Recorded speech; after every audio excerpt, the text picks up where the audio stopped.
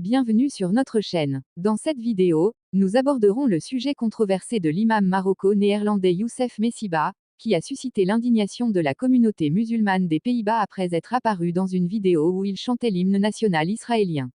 Nous explorerons les détails de sa visite en Israël, intervenue à un moment particulièrement sensible, alors que la situation à Gaza s'aggrave et que des milliers de civils sont tués.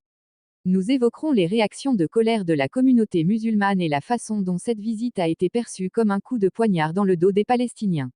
Nous évoquerons également la déclaration de l'administration de la mosquée Bilal, qui a confirmé n'avoir aucun lien avec l'imam et exprimé son rejet de toute incitation à la discorde. Dans une paisible ville néerlandaise, une histoire a éclaté qui a secoué la communauté musulmane, non seulement aux Pays-Bas, mais dans toute l'Europe. Il ne s'agit pas d'un crime, mais d'un imam de mosquée, figure autrefois respectée, devenu du jour au lendemain, aux yeux de beaucoup, un symbole de trahison. Un imam d'origine marocaine, Youssef Messiba, est connu pour ses sermons à la mosquée Bilal d'Alkmaar. Soudain, il apparaît dans une vidéo choc publiée sur le compte officiel du président israélien. Vêtu de sa djellaba marocaine traditionnelle, l'imam se tient au milieu d'une délégation d'imams, participant non seulement à un dialogue religieux, mais chantant également l'hymne national israélien, Hatikva, en arabe.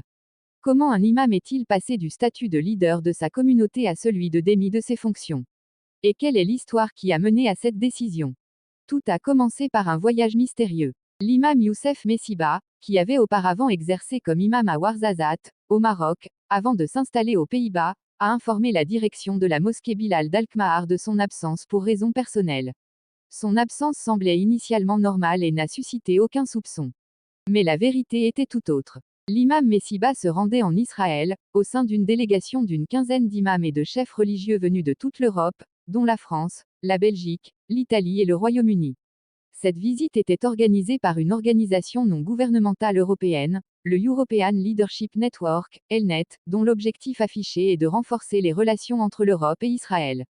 Des visites de sites religieux à Jérusalem, comme la mosquée Al-Aqsa et l'église du Saint-Sépulcre, une visite de la Knesset israélienne et un arrêt à Yad Vashem, mais le point qui a déclenché la crise a été la rencontre officielle avec le président israélien Isaac Herzog.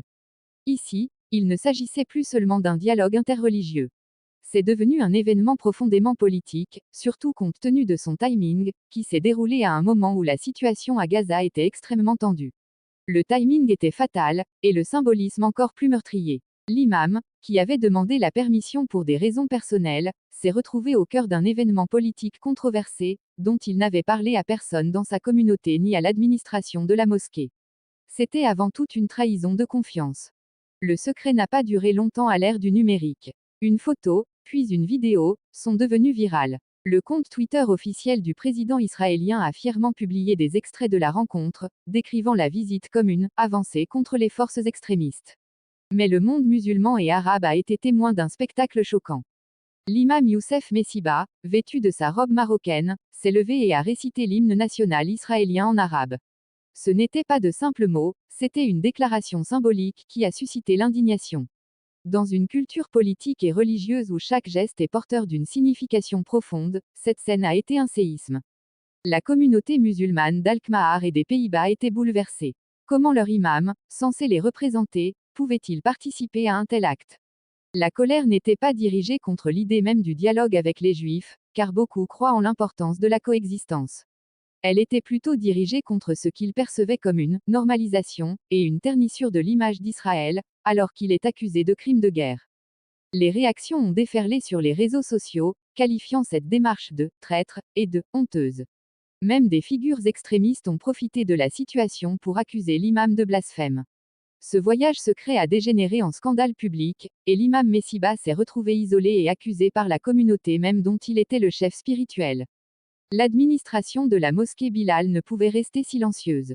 Elle se trouvait dans une situation délicate, la réputation de la mosquée était en jeu et la pression de la communauté s'intensifiait.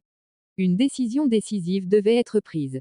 Le communiqué officiel publié par l'administration de la mosquée était ferme et résolu, qualifiant l'incident de trahison morale et de coup de poignard dans le dos de la cause palestinienne. Il soulignait que l'imam Messiba avait agi à titre personnel et que ses actes ne reflétaient pas la vision de la mosquée ni de sa communauté. La décision fut immédiate et décisive, mettre fin aux fonctions de l'imam Youssef Messiba et le démettre de ses fonctions. La direction de la mosquée expliqua que son maintien en poste menacerait l'unité et attiserait la discorde au sein de la communauté musulmane néerlandaise. Non contente de cela, la mosquée évoqua la possibilité d'engager des poursuites judiciaires contre l'imam pour atteinte grave à la réputation de la mosquée. La position était claire, la mosquée et sa communauté rejettent une telle normalisation, notamment au vu du contexte politique actuel. Pour comprendre l'ampleur du problème, nous devons examiner les dimensions plus profondes qu'il a révélées. Tout d'abord, la dimension politique, le moment était le facteur le plus sensible. La visite a coïncidé avec une escalade de la violence à Gaza, ce qui ne permettait pas de la considérer comme un simple dialogue interreligieux. Elle a été interprétée comme une initiative politique de soutien à Israël. C'est pourquoi les critiques ont utilisé le terme normalisation plutôt que dialogue. Deuxièmement, la dimension religieuse, la question s'est alors heurtée à un épineux problème. Les critiques ont invoqué le concept de loyauté et désaveu, un principe islamique qui implique la loyauté envers les croyants et le désaveu de leurs ennemis. De leur point de vue, la visite et la rencontre de l'imam avec des responsables israéliens constituaient une violation de ce principe. D'autre part, une autre voix, minoritaire, estime que de telles visites pourraient relever du dialogue entre adeptes des religions abrahamiques. Mais cette voix a été étouffée par le vacarme de la colère. Troisièmement, la dimension sociale, l'incident a révélé un profond fossé au sein des communautés musulmanes d'Europe. Ces communautés sont tiraillées entre la pression de l'intégration et leur loyauté affective envers les causes de la nation islamique, au premier rang desquelles la cause palestinienne. La réaction a démontré que la grande majorité a choisi de se ranger du côté des principes. Même l'initiative des imams et des prédicateurs aux Pays-Bas a publié une déclaration condamnant la visite, la qualifiant de violation flagrante des principes de la foi et de déclin moral.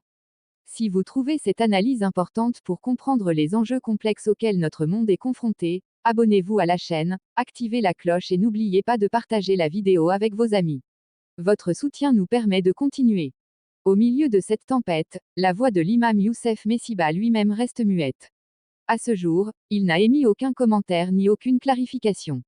Son silence laisse la porte ouverte aux spéculations. Regrette-t-il ses actes, ou croit-il encore en leur bien-fondé? L'histoire de l'expulsion de l'imam marocain des Pays-Bas est plus qu'un simple fait divers. C'est une histoire de confiance, de